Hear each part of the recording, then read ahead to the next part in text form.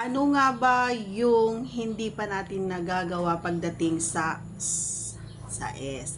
Yan ang ating pag-usapan ngayon mga idol. But before that, I just wanna shout out. Ayan, gusto kong i-shout out si Raymond Sumpio. Ayan, nagtatampo siya. Mega mega love shout out sa iyo idol. Ayan, long time no see kasi kaya hindi kita na ba na siya shout out at hindi ko na rin nakikita na nagko-comment ka. Kaya dun lang naman tayo bumabase din sa mga nagko-comment, no? So, mega love shout out sa iyo Raymond Sumpio. Ayan. So, welcome back sa ating mga videos sa panonood.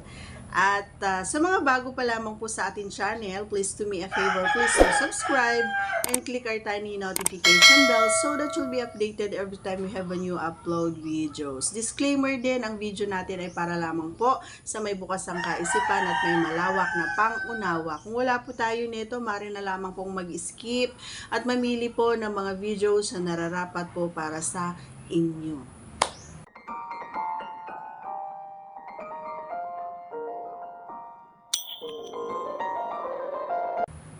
Ngayon, sasagutin na natin ang katanungan ni Idol. Unahin ko yung mga nagawa ko na. Nagawa ko na yung kaharap, nakalikod, nakagilid,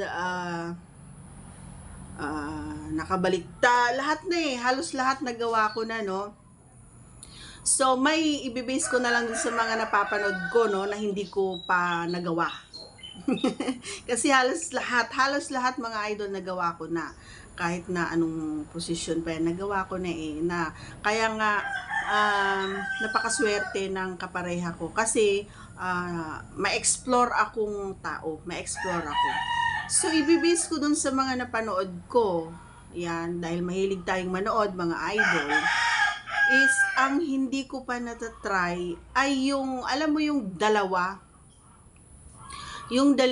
and then dalawang tao, bali tatlo kami, ganyan, yan yung mga hindi ko pa nasubukan. Yung isa ay nakayod at yung isa ay nasubo. Yan. Yan yung hindi pa natin nagawa. Hindi pa natin nagawa yan. So, marahil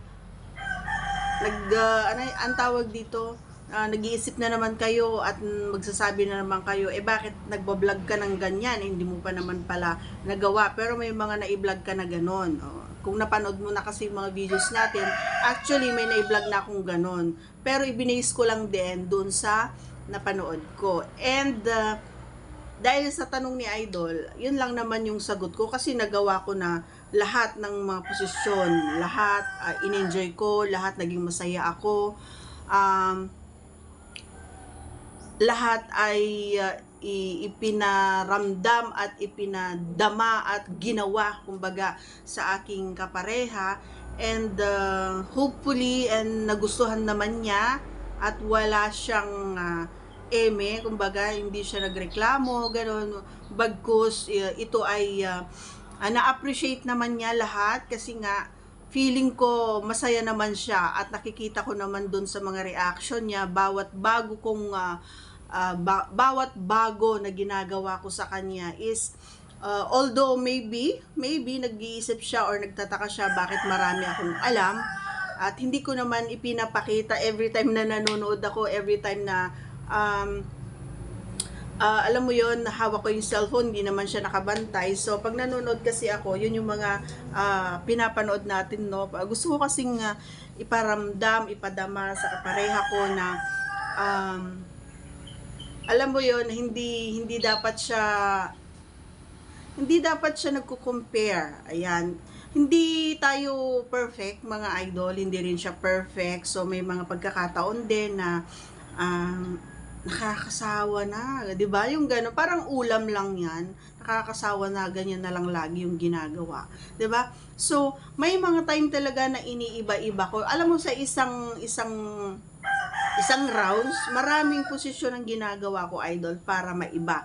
And kapag nakita ko na dun sa isang posisyon na yun ay nag-enjoy siya or na-appreciate niya, Alam mo kasi nararamdaman ko kapag ini-enjoy niya or nasarapan siya dun sa ginawa ko. Kapag narinig ko na yung big O niya, dun na yung hudyat na mag-stay ako or tatagal ako dun sa ginagawa ko. Kasi nga, it means kapag nag-big O, kahit babae man yan or mapalalaki, pag nag-big O, ibig sabihin, masaya siya dun sa nararamdaman niya.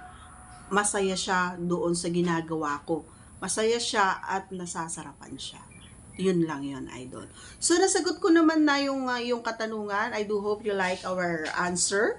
And once again, if you are not yet connected, please do subscribe and click our tiny notification bell so that you'll be updated every time we have a new upload videos. Ang mahalaga kasi mga idol ay masaya kayo parehas. Okay? So that's all for today's video. Bye! See you again on our next vlog.